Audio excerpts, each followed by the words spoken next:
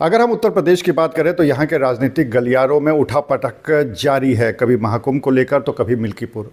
प्रायोजक हैं cancer healer centre a new beginning. और एक उठापटक और जारी है वक्फ बोर्ड को लेकर, क्योंकि ये पूरा जेपीसी में पास हो चुका है और अब पहले लोकसभा राज्यसभा दोनों जगह से पास होना है और इसको लेकर अब ऐसा लगने लगा है कि जो बीजेपी सरकार है वो इसको वहाँ से संसद से पास करा के लागू करने वाली है। इसी पे बात करने के लिए हमारे साथ मौजूद है समाजवादी पार्टी के विधायक हसन रूमी, जो कि पहले दिन से ही लगातार वक्फ बोर्ड की खिलाफत कर रहे हैं और इसको लेकर हमेशा उनके जो बयान है वो उन्होंने दिया है कि वो बिल्कुल भी इसके फेवर में नहीं है। तो अब उनकी क्या रणनीति आगे की रहेगी, उस पर बात करने के लिए हमारे साथ मौजूद हैं खुद हसन रूमी। रूमी जी, आपने शुरू से वक्फ बोर्ड की खिलाफत की है, लेकिन अब तो लग रहा है कि केंद्र से पास हो ही जाएगा। अब तो दोनों में, अब तो संसद से पास होने के बाद तो फिर लागू हो जाएगा। देखिए, लोकतंत्र में जनमत सबसे बड़ी चीज़ है। कोई बिल जन विरोधी अगर पास होता है तो जनता की अदालत में जाके वो फेल हो जाएगा। और रहा सवाल विरोध का, तो हमने विरोध कोई गलत थोड़ी किया है।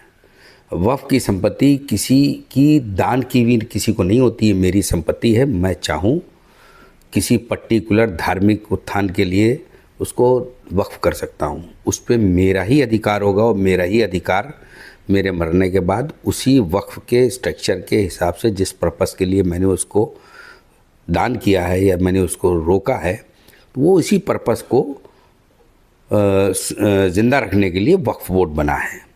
और वक्फ बोर्ड में अगर हमारे पर्पस को, हमारे अधिकारों को ख़त्म करने की कोई बात आएगी तो जनता की अदालत बहुत बड़ी है। लोकतंत्र और संविधान में जो हमें रास्ते मिले हैं, उस रास्तों पर चलकर वक्फ बोर्ड के किसी भी कानून का विरोध सड़कों पर, सदनों में, जहां मौका मिलेगा करेंगे।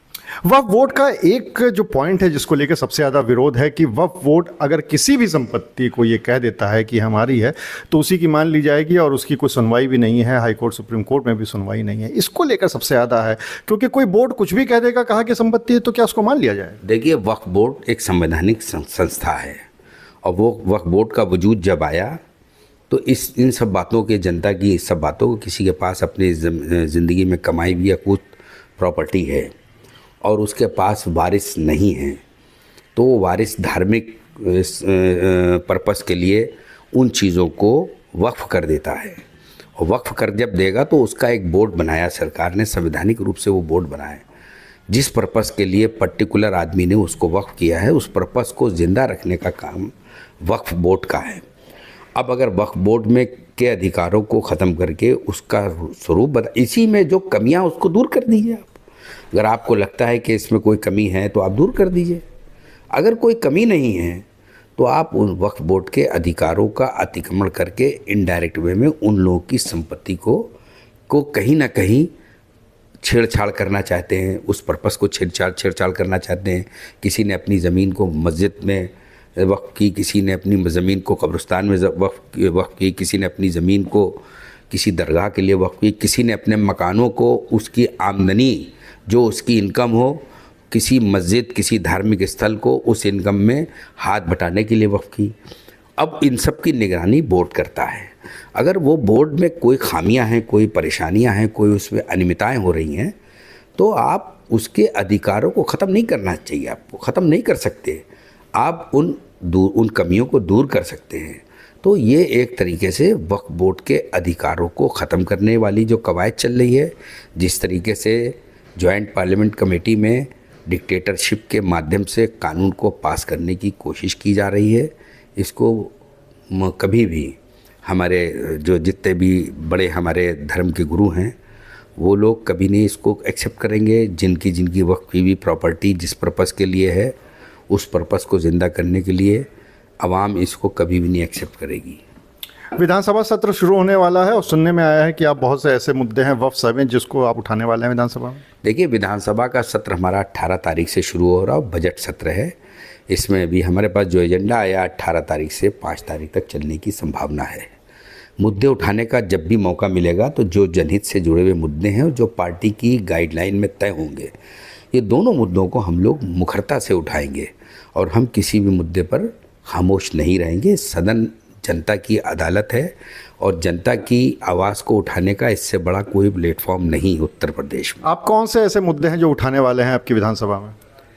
मैंने बताया ना कि जो जन विरोधी मुद्दे हैं, जो पार्टी हमारी तय जैसे वक्फ बोर्ड ही है, अगर ज़रूरत पड़ी तो इसको भी उठाएंगे। हालांकि ये पार्लियामेंट में पास हुआ है और अभी उत्तर प्रदेश में दूर की कौड़ी है, लेकिन अगर ज़रूरत पड़ी और पार्टी ने कोई गाइडलाइन तय की तो इसको उठाने में भी नहीं चूकेंगे। और हमें तो लगता है कि इस वक्त सबसे ज़्यादा लोकतांत्रिक संवैधानिक संस्थाओं पे जिस तरीके से सरकारों का कब्जा हो रहा है, ये एक गंभीर विषय है। पार्टी की जो विधानमंडल दल की बैठक होगी तो हमें लगता है कि इस पर भी विचार होगा।